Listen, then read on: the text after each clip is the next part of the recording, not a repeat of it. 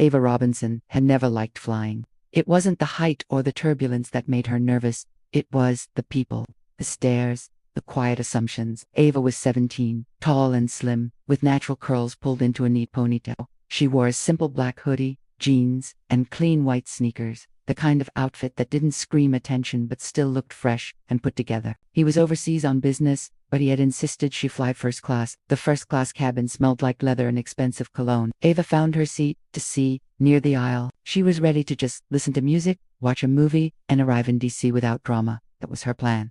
But drama had a way of finding her when she least expected it. A woman sat across the aisle from her in 2D. She was white, probably in her early 50s, with blonde hair, expensive makeup, and a face that looked permanently annoyed. The type of woman who complained about everything and expected everyone to apologize for her inconvenience. Ava noticed her glance at her, and the woman's lips tightened slightly, like she had smelled something unpleasant. Ava looked away immediately. She didn't want trouble. Behind Ava sat a flight attendant named Heather, a tall woman with brown hair tied into a bun.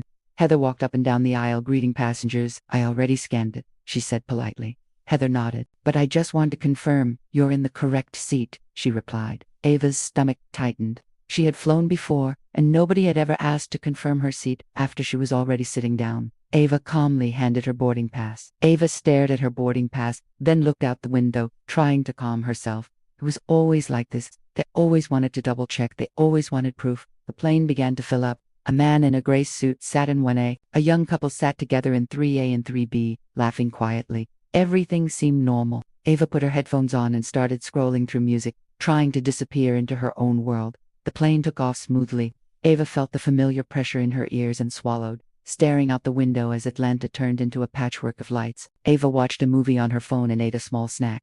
She felt proud of herself for traveling alone. She felt grown. She felt like she belonged. Then, suddenly, the peace shattered. Her eyes were wide, and her breathing was dramatic, like she wanted everyone to notice. "My necklace," she cried out. "It's gone." The man in 1A looked up, annoyed. The woman stood up halfway, leaning into the aisle. "Heather." Heather rushed over quickly. "Yes, ma'am. What's wrong?" she asked, her tone suddenly sweet. The blonde woman held her purse open like evidence. "Now it's gone."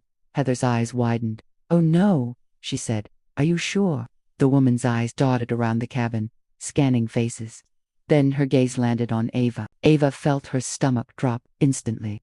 The woman stared at her for a long second, then pointed. "It was her," the woman said suddenly. Ava blinked. "What?" she whispered. The woman's finger stayed pointed like a weapon. "That girl," she repeated loudly. "She's been sitting there the whole time. She probably took it." Ava's heart pounded, but nobody laughed.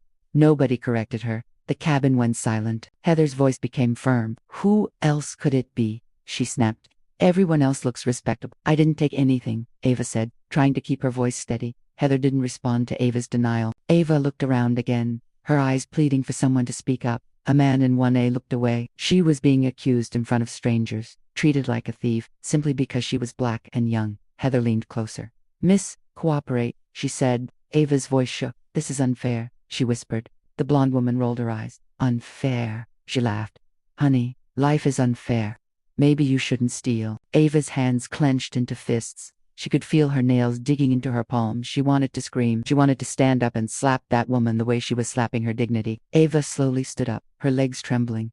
Heather held out her hand. Heather took it like it was contaminated. The blonde woman leaned forward eagerly, like she was enjoying a show. She held each item up like she was presenting evidence in court. Ava wanted to disappear. Heather didn't find anything. The blonde woman's face twisted. "Keep looking," she demanded. Ava's heart stopped. Heather's eyes lit up like she had found the stolen item. "What's this?" Heather asked sharply. Heather frowned, looking irritated, like she wanted Ava to be guilty. Not loud crying, just silent tears rolling down her cheeks. She wiped them quickly, ashamed that she was crying in front of people who didn't care.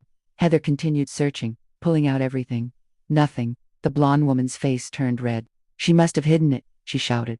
Ava's voice broke. "I didn't take your necklace," she said louder now. The blonde woman slammed her purse shut. "Of course you didn't," she snapped. "She probably gave it to someone else. People like her are sneaky." Ava's entire body shook with anger. "Stop saying that!" Ava shouted. Her voice echoed through the cabin. Heather's eyes widened. "Lower your voice," Heather warned. Ava stared at her. "You searched my bag in front of everyone," Ava cried. "You humiliated me." Aggressive, Heather stepped closer to Ava. "Miss, sit down. she ordered. Her hands were shaking, her heart racing. He stood up slowly. He was older, maybe in his 60s, with silver hair and a calm, authoritative presence. "This is unacceptable," he said. Heather turned toward him. "Sir, we're handling a theft complaint," she said quickly. The man's eyes narrowed. The blonde woman snapped her head toward him. "Mind your business," she said. The man didn't flinch. "Because I watched you accuse that young lady without evidence." Heather looked nervous. "Sir, the passenger reported missing jewelry," she said. The man took a step closer. "Then, search the plane properly," he said. "Not just the black girl." Heather hesitated. "We can't search everyone," she said. The man raised an eyebrow. "Why not?" he asked. Heather opened her mouth, then closed it. The blonde woman's face twisted with rage. "Because she's the obvious one," she shouted.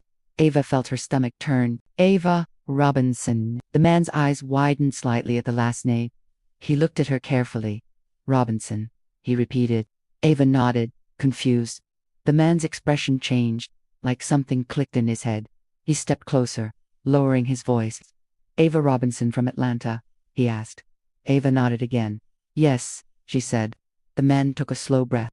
Then he turned toward Heather, his voice suddenly commanding. "She asked." The cabin gasped. Heather's mouth dropped open. "Senator," she whispered. Senator Harlan nodded. "Yes," he said. "And Ava Robinson is not just any passenger." Heather's eyes darted toward Ava, suddenly nervous. The senator looked at Ava, his voice softer. "Ava, your father is Marcus Robinson, correct?" Ava blinked. "Yes," she said quietly. The senator's jaw tightened. "He has sued police departments, corporations, and government agencies for discrimination," the senator continued, his voice rising. "And if you think he won't sue this airline for humiliating his daughter, you are out of your mind." Heather's hands started trembling. "Senator, I didn't know," she stammered. The senator's eyes turned cold. "That's the problem," he said. "You didn't need to know who she was. You needed to treat her like a human being." The blonde woman tried to speak, but her voice cracked. My necklace is missing," she said weakly. The senator turned toward her, his gaze sharp. "Then maybe you should look under your own seat," he said. The blonde woman froze. Heather immediately dropped to her knees, suddenly desperate to fix things. She looked under the blonde woman's seat. Within seconds, Heather's hand reached out and pulled something shiny. A diamond necklace, tangled near the seat rail. Heather's face turned red. She held it up slowly. "It was under your seat." The cabin went silent. Then a few people gasped again. Ava's eyes widened. Her tears stopped. The blonde woman's mouth opened, but no words came out. Senator Harlan stepped forward, his voice like thunder. "So," he said, "you accused a child of stealing because you were careless." The blonde woman's face turned bright red. I didn't mean she died." Senator Harlan cut her off. "Yes, you did," he said. "You meant every word you said. You enjoyed it?" Heather stood up, holding the necklace like evidence of shame. Her face was pale. Ava stared at her, her voice shaking with anger. Heather's eyes filled with tears. "Please," she whispered. Ava turned away. The blonde woman tried to sit down, embarrassed, but Senator Harlan wasn't finished. He looked at Heather. "I want the captain informed immediately," he said. Heather nodded rapidly. "Yes, sir," she whispered. Senator Harlan turned toward Ava. His voice softened again. "It's not the first time." The blonde woman sat frozen, her hands shaking, her eyes avoiding everyone.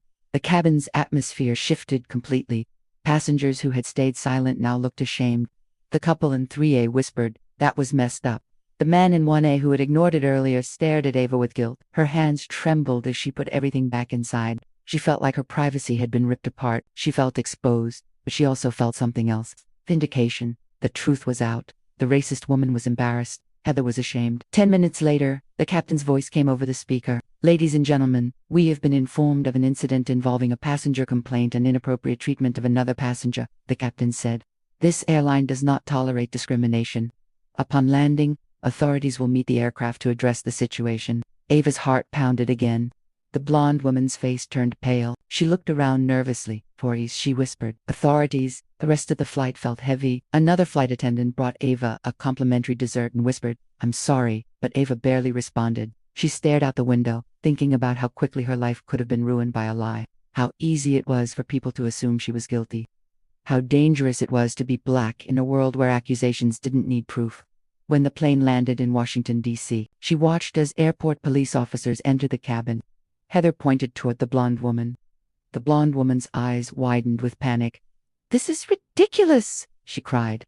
"I found my necklace." The officer looked unimpressed. "Ma'am," he said, "you made a false accusation and caused a disturbance?" The blonde woman's voice cracked. "I didn't mean to," No, she admitted. "I'm not okay." The officer nodded, his expression serious. "Would you like to file a complaint?" "Yes," she said firmly. The blonde woman's face crumbled. "Please," she begged. "Don't do this." Ava stared at her. "You did it to me," Ava said. "And you didn't beg when you were humiliating me." The officer took the blonde woman's arm and escorted her off the plane.